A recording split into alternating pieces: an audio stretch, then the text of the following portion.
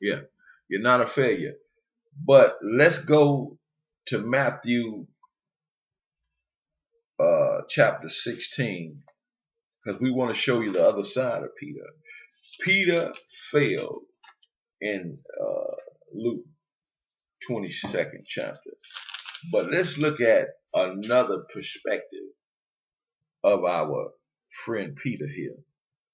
Starting at verse 13 in chapter 16 of Matthew. Let's look at Peter from this perspective. Verse 13 says, when Jesus came into the coast of Caesarea Philippi, he asked his disciples, saying, whom do men say that I, the Son of Man, am? And they said, some say that thou art John the Baptist, some Elias, and others Jeremiah, or one of the prophets.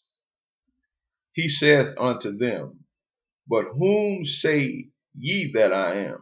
In other words, I understand what they saying, disciples. But who do you say that I am?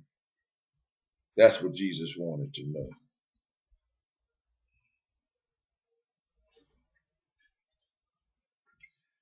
Verse 16. And Simon Peter answered and said, thou art the Christ, the Son of the living God. So Peter here makes a bold and righteous and correct statement about who Jesus is. Thou art the Christ, the Son of the living God. He hits the nail on the head. He hits a home run. Verse 17, and Jesus answered and said unto him, blessed art thou, Simon Bar-Jonah, for flesh and blood have not revealed it unto thee, but my Father which is in heaven. Verse 18, and I say unto thee that thou art Peter, and upon this rock I will build my church, and the gates of hell should not prevail against it. Upon this rock, upon this statement, upon this confession, not upon Peter. Because Peter failed, remember?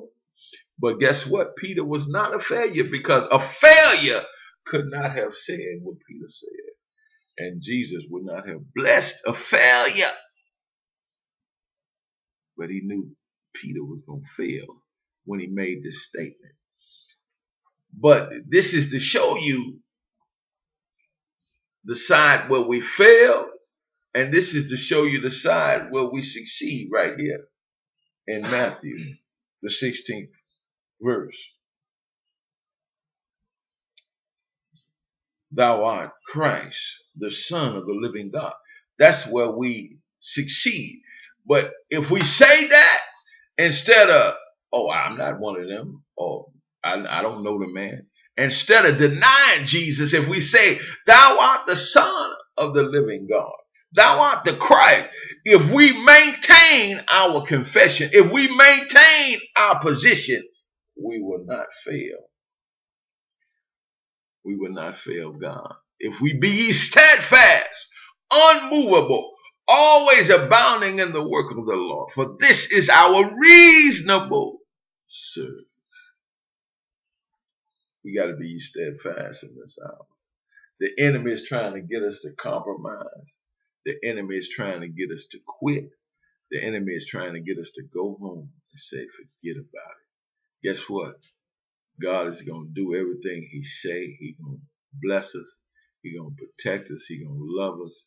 He's going to cause us to go from level to level. He's going to cause us to live a victorious life. He's going to heal somebody from cancer, AIDS, sugar diabetes, high blood pressure. God going to do miraculous things in the earth, but you must believe first that he is the Son of the living God and that he can do anything but fail.